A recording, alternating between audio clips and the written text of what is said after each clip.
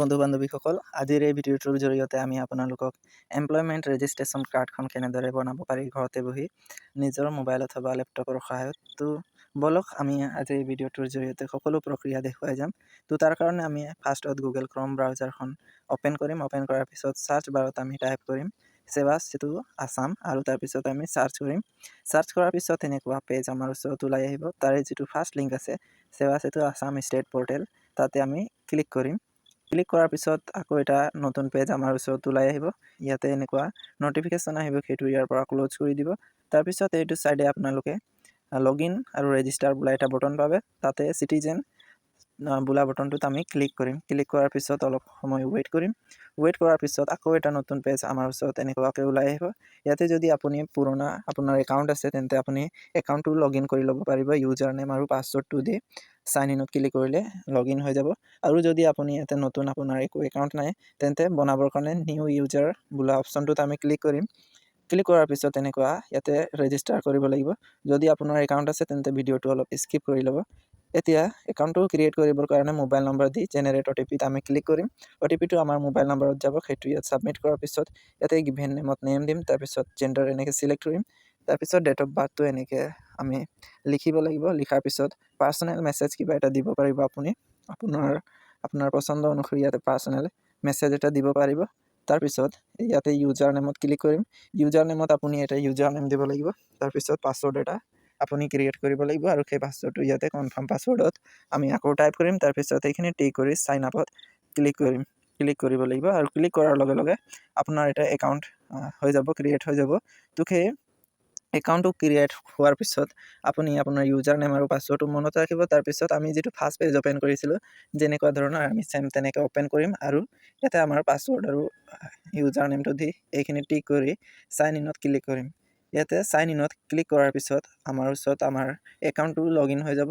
ইয়াতে এনেকুৱা আহিব পাৰে, স্কিপ নাওত ক্লিক কৰিব বা আপুনি কেঞ্চেলো কৰিব পাৰে। তাৰপিছত আমাৰ একাউণ্টটো এনেকুৱা অ'পেন হৈ যাব, যাৰ ইণ্টাৰফেচ এনেকুৱা ধৰণৰ হ'ব। ইয়াতে আমি এতিয়া যিকোনো ডকুমেণ্টছ এপ্লাই কৰিবৰ কাৰণে ফাৰ্ষ্টত হোমত আমি ক্লিক কৰিম। হোম বোলা বটনটোত আমি ক্লিক কৰিম। ক্লিক কৰাৰ পিছত এনেকুৱাকৈ ওলাই আহিব। ইয়াৰ যিটো চাৰ্চ বাৰ দিয়া আছে, চাৰ্চ বাৰত আমি কি এপ্লাই কৰিব বিচাৰোঁ সেইটো ইয়াতে টাইপ কৰিব লাগিব। যিহেতু আমি এমপ্লয়মেণ্ট এক্সচেঞ্জ কাৰ্ড এপ্লাই কৰিম, গতিকে ইয়াতে আমি এক্সচেঞ্জ বুলি টাইপ কৰিম আৰু টাইপ কৰাৰ লগে লগে এনেকুৱা আমাৰ ওচৰত ওলাই আহিব। ইয়াতে যিটো ফাৰ্ষ্ট লিংক আছে সেইটোত আমি ক্লিক কৰিম, ৰেজিষ্ট্ৰেশ্যন অফ এমপ্লয়মেণ্ট চিকাৰ ইন এমপ্লয়মেণ্ট এক্সচেঞ্জ, সেইটো লিংকত আমি ক্লিক কৰিম। ক্লিক কৰাৰ লগে লগে এনেকুৱাকৈ ইণ্টাৰফেচ আমাৰ ওচৰত ওলাই আহিব। এতিয়া তলত গাইডলাইনছখিনি দিয়া আছে, আপোনালোকে ভালকৈ চাই ল'ব। ইয়াতে দুটা ধৰণেৰে আপোনালোকে এমপ্লয়মেণ্ট ৰেজিষ্ট্ৰেশ্যনখন আবেদন কৰিব পাৰিব। এটা হৈছে আধাৰৰ সহায়ত আৰু এটা যাৰ আধাৰ নাই তেওঁলোকেও পাৰিব। কিন্তু এই ভিডিঅ'টোৰ জৰিয়তে আমি আপোনালোকক যাৰ আধাৰ আছে সেইখিনিৰ কেনেকৈ এপ্লাই কৰিব পাৰি সেই সম্পৰ্কে প্ৰক্ৰিয়াখিনি দেখুৱাই যাম। তো তাৰ কাৰণে আপোনাক লাগিব আধাৰ লিংক থকা মোবাইলখন। আৰু এতিয়া আমি ইয়াতে কেনেকৈ এপ্লাই কৰিব পাৰি সেইটো দেখুৱাই যাম। তো ভিডিঅ'টো অকণো স্কিপ নকৰিব।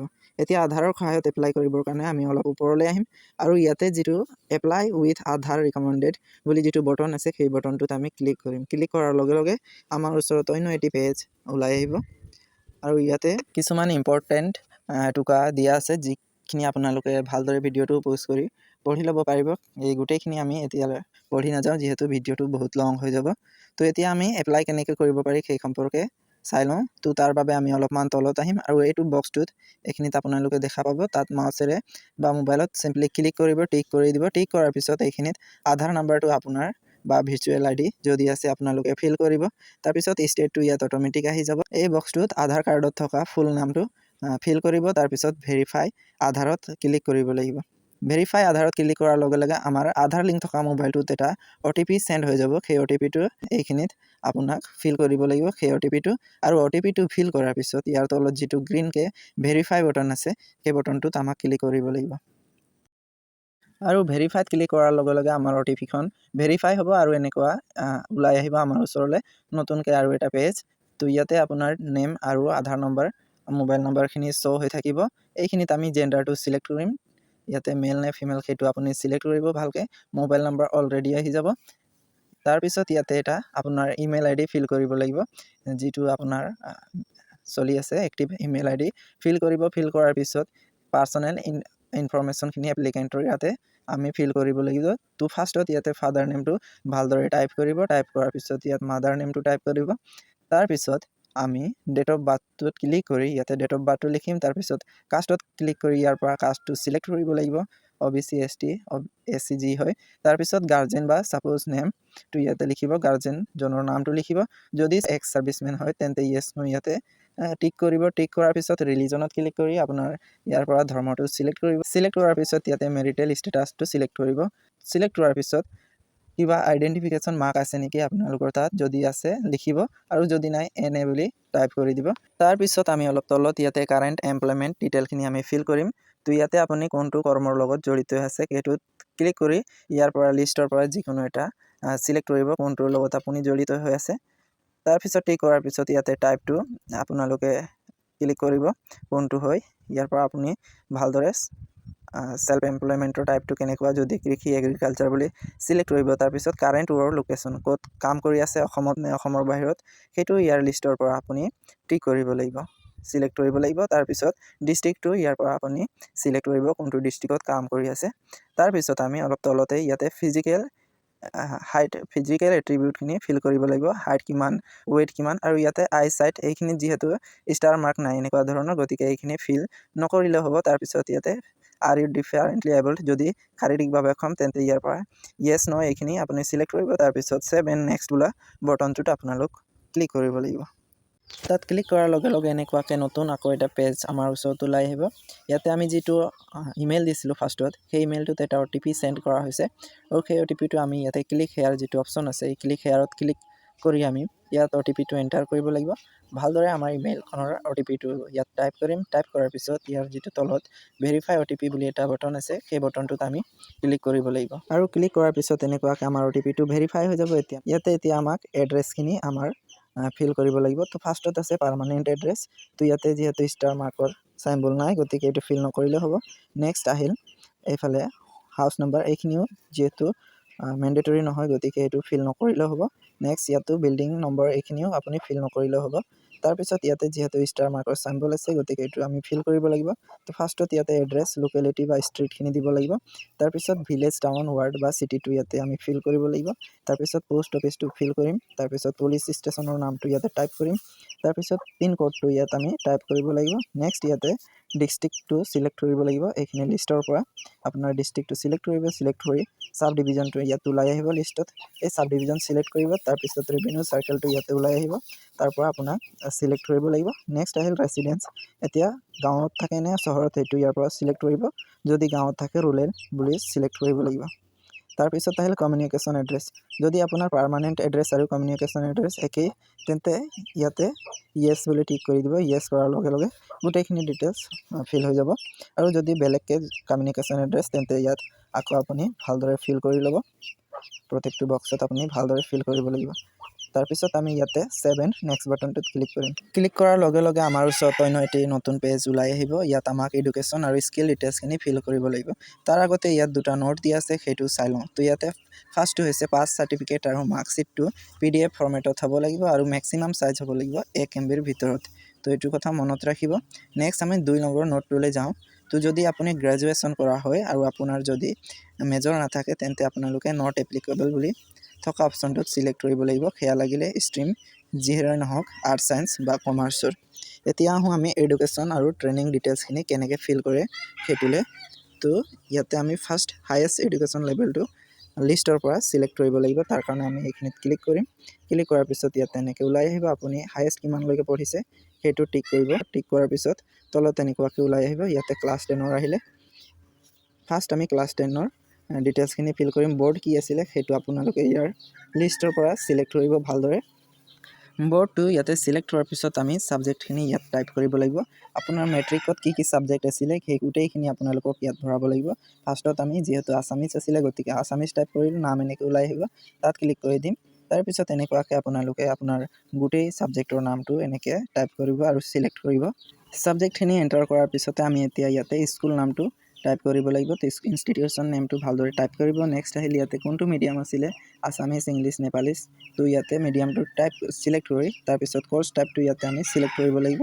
তাৰপিছত এডমিশ্যন অফ ইয়েৰ, মানে ইয়েৰৰ কোনটো ইয়েৰত আপুনি এডমিশ্যন কৰিলে সেইটো মন্থ আৰু ইয়াৰটো আপোনালোকে ইয়াৰ পৰা সিলেক্ট কৰিব ইয়াৰ অফ এডমিশনটো সিলেক্ট কৰাৰ পিছত ইয়াৰ পৰা ইয়াৰ অফ পাছিংটো সিলেক্ট কৰিব এই ক্যালেন্ডাৰখনৰ পৰা আপুনি ফাৰ্ষ্ট আপোনাৰ মন্থটো সিলেক্ট কৰিব মন্থটো সিলেক্ট কৰাৰ পিছতে আপোনালোকে সনটো ইয়াৰ পৰা এনেকৈ সিলেক্ট কৰি ল'ব পাৰিব ইয়াৰ পিছতে আমি ইয়াতে পাৰ্চেন্টেজৰ বক্সত মেট্ৰিকৰ পাৰ্চেন্টেজটো ক্যালকুলেট কৰি আমি টাইপ কৰিব লাগিব ইয়াতে পাৰ্চেন্টেজটো ফিল কৰাৰ পিছত আপলোড সাৰ্টিফিকেট ইয়াত আমাক ব্ৰাউজাৰত ক্লিক কৰিব লাগিব আৰু ব্ৰাউজাৰত ক্লিক কৰি আমাৰ সাৰ্টিফিকেটখন ক্লাছ 10ৰ পাছ সাৰ্টিফিকেটখন আপলোড কৰিব লাগিব তো তাৰ কাৰণে আমি ইয়াত ব্ৰাউজাৰত ক্লিক কৰিম ক্লিক কৰাৰ লগে লগে আমাৰ ব্ৰাউজাৰৰ পৰা ডকুমেন্টছটো অৰ্থাৎ আমাৰ পাছ সাৰ্টিফিকেটখন ফাৰ্ষ্টত ওপেন কৰিম আমাৰ ফাইলত থকা সাৰ্টিফিকেটখন এনেকৈ ওপেন কৰি সিলেক্ট কৰিম সিলেক্ট কৰিবৰ কাৰণে এনেকৈ ক্লিক কৰিলে হ'ল তাৰ পিছত ওপেনত ক্লিক কৰিম আৰু ক্লিক কৰাৰ লগে লগে আমাৰ সাৰ্টিফিকেটখন এনেকৈ আপলোড হৈ যাব এটো ইয়াত দেখা পাই আছে নিশ্চয় ইয়াৰ পিছত সেম প্ৰসেছত আমাক মাৰ্কশিটখনো আপলোড কৰিব লাগিব তাৰ কাৰণে আমি ব্ৰাউজত ক্লিক কৰিম তাত ক্লিক কৰাৰ পিছত আমাৰ মাৰ্কশিটখন ফাইলৰ পৰা সিলেক্ট কৰিব লাগিব সিলেক্ট কৰি ওপেনত ক্লিক কৰিম আৰু ক্লিক কৰাৰ লগে লগে এনেদৰে আপলোড হৈ ওলাই আহিব ইয়াতে যেহেতু মই হাইয়েষ্ট কোৱালিফিকেশন ক্লাছ 10ৰ সিলেক্ট কৰিছিলো সেই কাৰণে ইয়াত বাকি ডিটেইলছখিনি ফিল কৰিবলৈ অহা নাই যদি আপুনি 12 পাছ বা গ্ৰেজুৱেট হয় তেন্তে সেম এনেকুৱাকৈ আপোনালোকক ক্লাছ 12ৰ আৰু গ্ৰেজুৱেটৰ ডকুমেন্টছখিনি আপলোড কৰিব লাগিলে হয় আৰু ডিটেইলছখিনি ফিল কৰিব লাগিলে হয় তো ইয়াৰ পিছত আমি নেক্সট তললৈ আহোঁ তো এইখিনি কথা আপুনি মন কৰিব তাৰ পিছত আমি নেক্সটলৈ যাওঁ এতিয়া ইয়াতে এডিশনাল সাৰ্টিফিকেশনৰ ডিটেইলছখিনি ফিল কৰিব লাগিব ইয়াতে খুদিছে এডিশনাল সাৰ্টিফিকেট এড কৰিব বিচাৰে নেকি যদি আছে তেন্তে ইয়েছ কৰক আৰু যদি নাই তেন্তে নো কৰিব ইয়াতে মন কৰিবলগীয়া কথা যে এডিশনাল সাৰ্টিফিকেট যদি আছে এই ডিটেইলছখিনি আপোনালোকক আগৰ দৰে ফিল কৰিব লাগিব আৰু সাৰ্টিফিকেটখিনিও আপলোড কৰিব লাগিব তাৰ পিছত আমি সেভ এণ্ড নেক্সটত ক্লিক কৰিম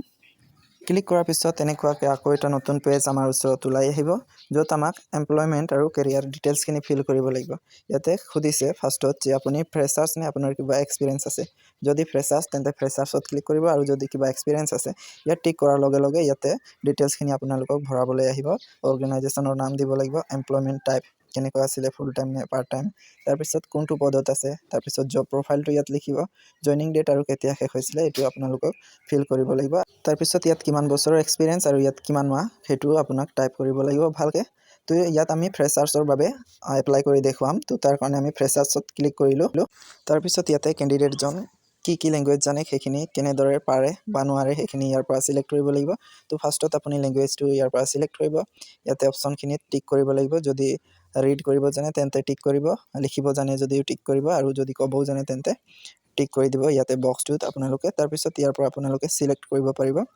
একেবাৰে যদি ফাৰ্ষ্ট শিকিছে তেন্তে বিগিনাৰত ক্লিক কৰিব ইয়াত অপশ্যনখিনি চাই ল'ব তাৰপিছত আকৌ যদি বেলেগ কিবা লেংগুৱেজ জানে ইয়াতে বাটনটোত ক্লিক কৰিব আৰু এই লিষ্টৰ পৰা নেক্সট কি লেংগুৱেজ জানে সেইটো সিলেক্ট কৰিব ইয়াৰ পৰা পঢ়া লিখাখিনি আপোনালোকে এনেদৰে টিক কৰি যাব চাই লৈ এনেকৈ আপোনালোকে টিক কৰিব লাগিব টিক কৰাৰ পিছত ইয়াত সিলেক্ট কৰিব তাৰপিছত আকৌ যদি এড কৰিব লগা হয় ইয়াৰ পৰা এনেকৈ এড কৰিব আৰু ইয়াৰ পৰা আপোনালোকে সিলেক্ট কৰিব লিষ্টৰ পৰা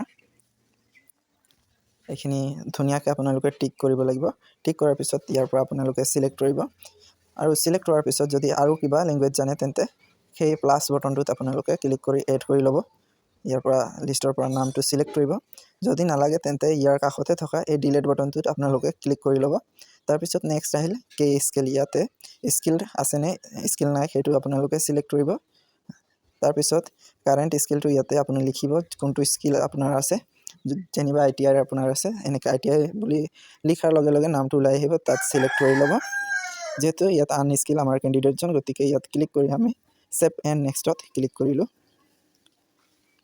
তাৰপিছত সেভ এণ্ড নেক্সটত ক্লিক কৰাৰ পিছত এনেকুৱাকৈ আকৌ এটা নতুন ইণ্টাৰফেচ আমাৰ ওচৰত ওলাই আহিব ইয়াতে এমপ্লয়মেণ্ট এক্সচেঞ্জ অফিচখন আপোনালোকক সিলেক্ট কৰিব লাগিব তো ইয়াতে আমি ফাৰ্ষ্ট এটা ক্লিক কৰিব লাগিব তাৰপিছত ইয়াৰ পৰা সিলেক্ট কৰিব লাগিব অফিচখন তাৰপিছত আকৌ সেভ এণ্ড নেক্সটত ক্লিক কৰিম ক্লিক কৰাৰ লগে লগে অন্য এটি পেজ আমাৰ ওচৰত কিছু এনেকুৱা ধৰণৰ ওলাই আহিব যিটো পেজত আমাক আপলোড কৰিব লাগিব আমাৰ ডকুমেন্টছখিনি আৰু এই ডকুমেন্টছখিনিৰ মেক্সিমাম সাইজ হ'ব লাগিব 1 MB ভিতৰত আৰু ফৰমেটটো PDF-ত হ'ব লাগিব আৰু পাছপোৰ্ট সাইজ ইয়াৰে পাছপোৰ্ট সাইজৰ ফটোৰ সাইজটো মেক্সিমাম 200 KB ভিতৰত হ'ব লাগিব আৰু ফৰমেটটো JPG বা PNG ফৰমেটত হ'ব লাগিব তো বলক এতিয়া ডকুমেন্টছখিনি কেনেদৰে আপলোড কৰিব লাগে সেইটো দেখুৱাই যাওঁ তো ফাৰ্ষ্টত ইয়াতে দিয়া আছে প্ৰুফ অফ ৰেচিডেন্স ইয়াৰ ডকুমেণ্টছটো আমি আপলোড কৰি দেখুৱাম আৰু ছেম গোটেইখিনি ডকুমেণ্টছ একেধৰণেৰে আপলোড কৰিব লাগে।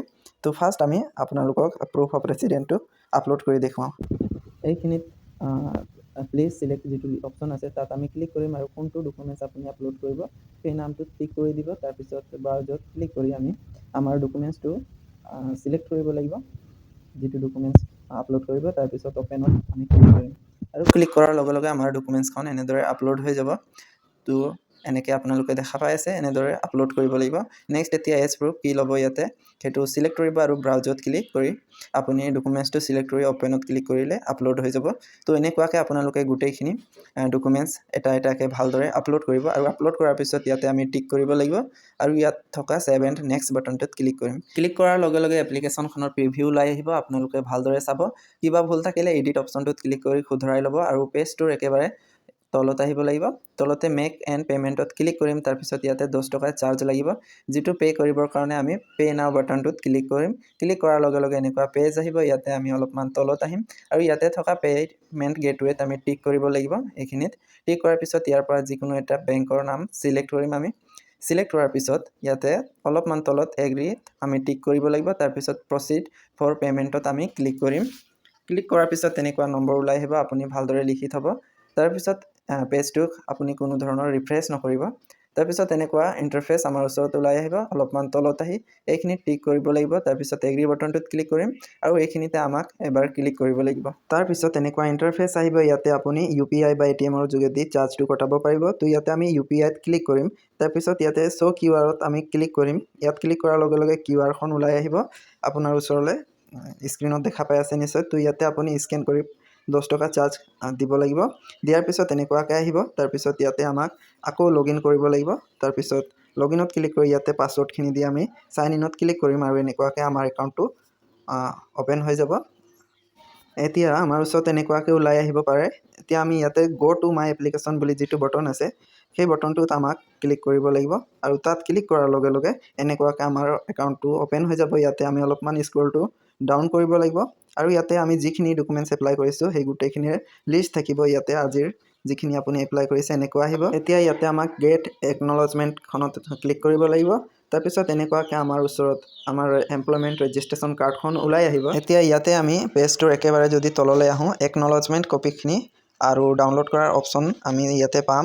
আপোনালোকে একেবাৰে তলত আহিলে এনেকৈ অপশ্যনটো পাব। ইয়াতে ডাউনলোড চাৰ্টিফিকেট অপশ্যনটোত বা বটনটোত ক্লিক কৰি আপোনালোকে এক্সচেঞ্জ কাৰ্ডখন ডাউনলোড কৰি ল'ব পাৰিব। তো এনেদৰে আপোনালোকে ঘৰতে বহি নিজৰ এমপ্লয়মেণ্ট এক্সচেঞ্জ ৰেজিষ্ট্ৰেশ্যন কাৰ্ডখন এপ্লাই কৰিব পাৰিব।